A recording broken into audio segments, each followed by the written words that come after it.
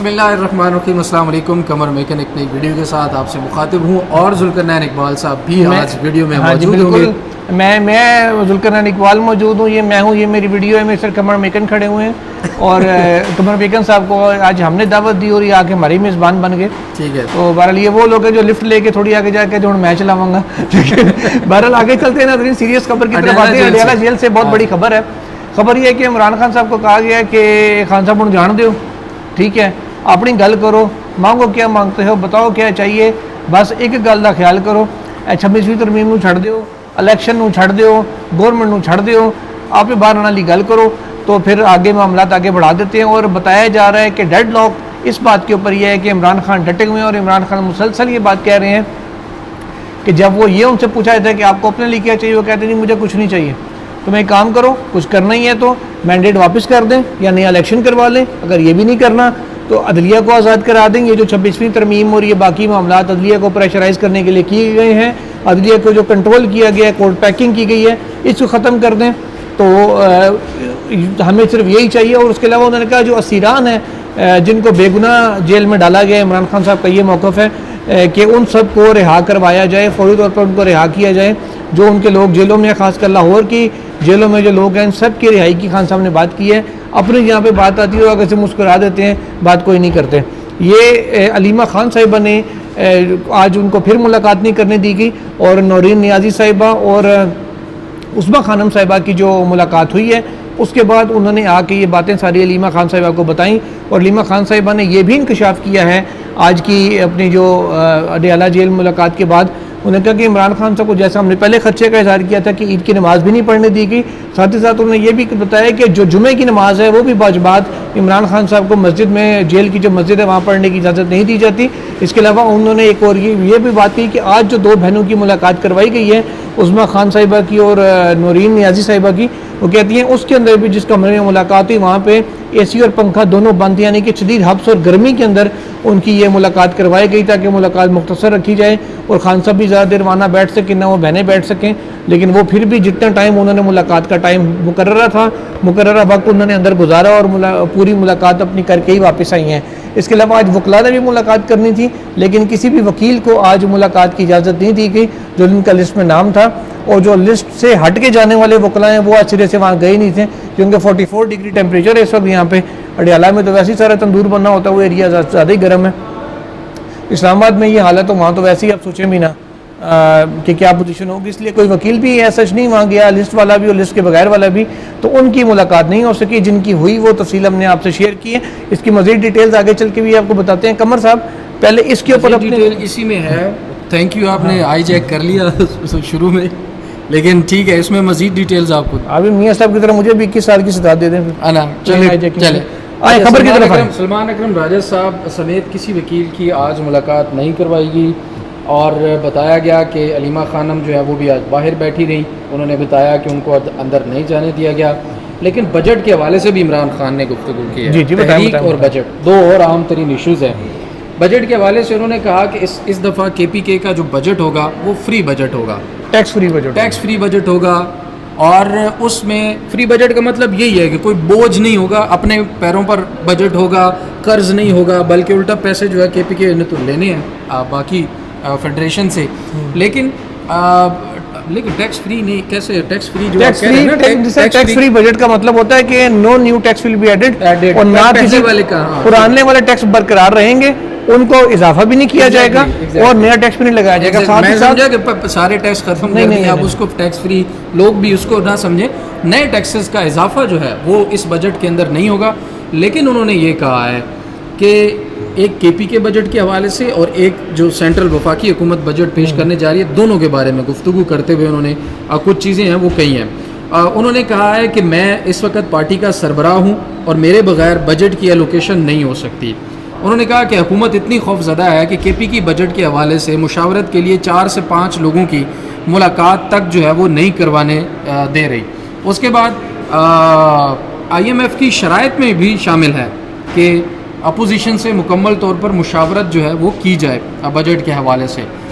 दूसरा, तहरीक के हवाले से फिर उन्होंने कहा कि तहरीक जो है वो जल्द उसकी तारीख भी दूंगा, जल्द कौम तैयारी करे और ये जो अगला तहरीक होगी, एहतजाज होगा, ये मुल्क गिर होगा, ये किसी एक जगह पर नहीं होगा, क्योंकि रूल ऑफ लॉ को 26वीं आईनी तरमीम के बाद दफन कर दिया गया है।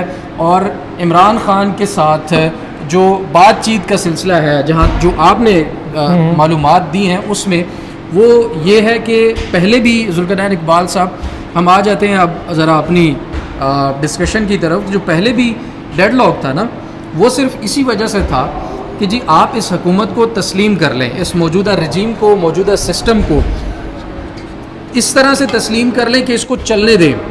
अगर आपने अपोजिशन करनी है तो सॉफ्ट अपोजिशन करते रहे, आप जलसा भी करें, आप अलामती एहतजाज भी करें, प्रेस कॉन्फ्रेंसेस भी करें, लेकिन रोड्स बंद ना करें, हुकूमत को उस मतलब मजबूर ना कर दें अपने एहतजाज या अपनी हिकमत अमली से कि हुकूमत ख़त्म करनी पड़ जाए। तो बेसिकली एक सेफ पैसेज जो है वो हुकूमत मांग रही थी, ये सिस्टम मांग रहा था कि उनको लेजिटिमेसी किसी न किसी तरह से मिल जाए। इमरान खान उनको वो लेजिटिमेसी ना पहले दे रहे थे 8 फरवरी के इलेक्शन से के बाद से लेकर अब तक, और ना अब आगे देने के मूड में दिखाई देते हैं। इमरान खान साहब का मैंने 12 कुछ वीडियोस में इसका जिक्र किया, अगर कहीं बात ख़त्म होगी ना इमरान खान की, तो वो नए इलेक्शन पर होगी। नए इलेक्शन से कम किसी सूरत मुझे इमरान खान मसलहत करते हुए नज़र नहीं आ रहे।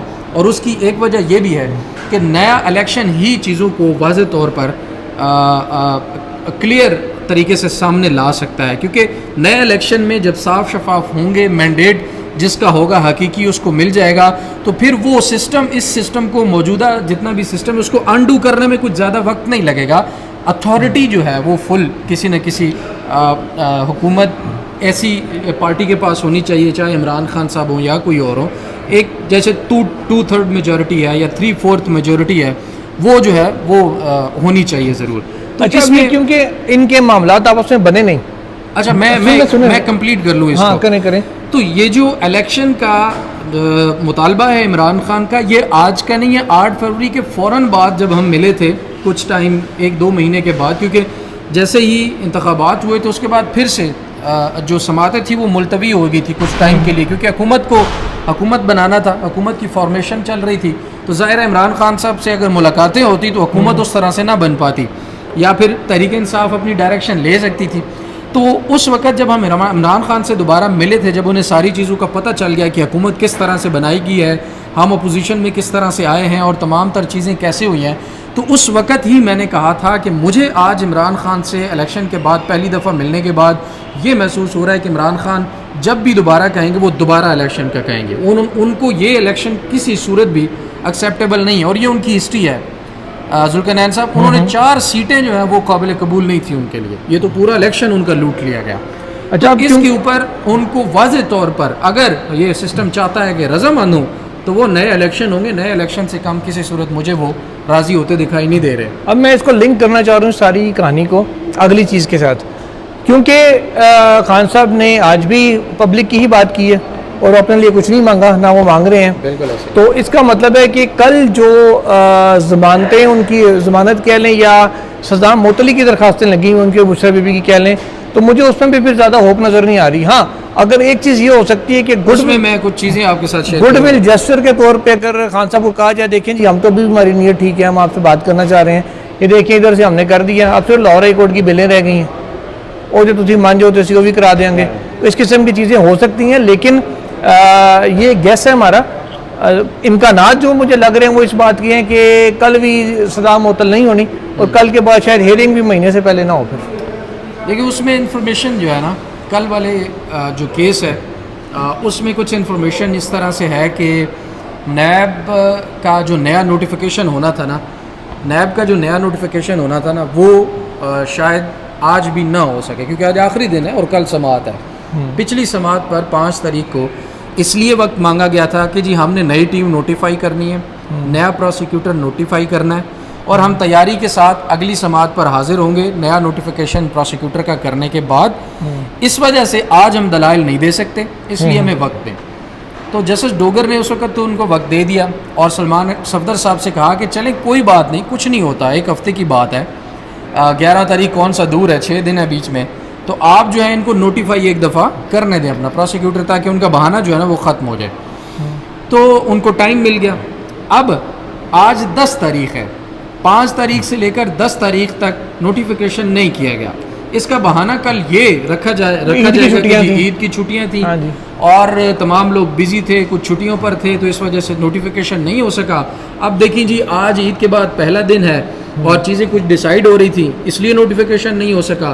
तो 11 तारीख दूसरा दिन है ईद की छुट्टियों के बाद, तो आज ही नोटिफिकेशन हुआ है। नए प्रोसिक्यूटर आकर कहेंगे जी मैं आज ही नोटिफिकेशन हुआ है, आज ही उसका रिप्लाई कर रहा हूँ, आज ही मुझे फाइल मिली है, मुझे ज़रा दलाइल तैयार करने के लिए या हो सकता है वो ये कह दें कि जी मुझे कल नोटिफाई हुआ है, रात को मुझे शाम को बताया गया जी, तो अब मुझे अब फाइल मिली है या कल फाइल मिली है, तो एक दिन में तो मैं तैयारी नहीं कर सकता। तैयारी नहीं कर सकता, तो मुझे ज़रा मजीद कम से कम 4 हफ्तों का टाइम दिया जाए। मांगेंगे ऐसे ही, लेकिन मुझे जहाँ तक लगता है ज़्यादा से ज़्यादा अगर उनको टाइम दिया भी गया ना, तो 11 तारीख से लेकर 16, 17, 18 तारीख तक उनको टाइम मजीद दे दिया जाएगा और कहा जाएगा कि ठीक है आप 17 या 18 तारीख को मुकम्मल तैयारी के साथ आए और दलाइल दें।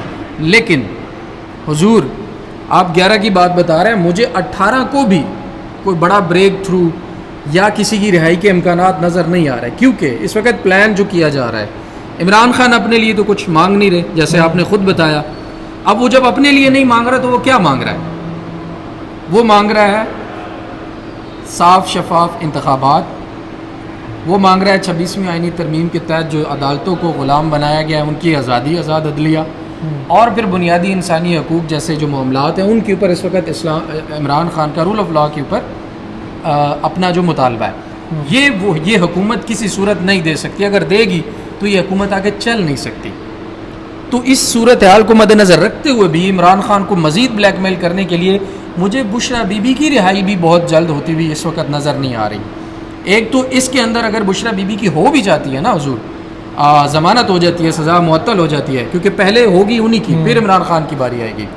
अगर बुशरा बीबी की ज़मानत मंजूर हो जाती है, सज़ा मुअत्तल हो जाती है, फिर भी 3 मज़ीद 9 मई के हवाले से भी FIRs हैं, ठीक है, और उन FIRs के अंदर बुशरा बीबी की जो ज़मानतें हैं वो खारिज हो चुकी हैं।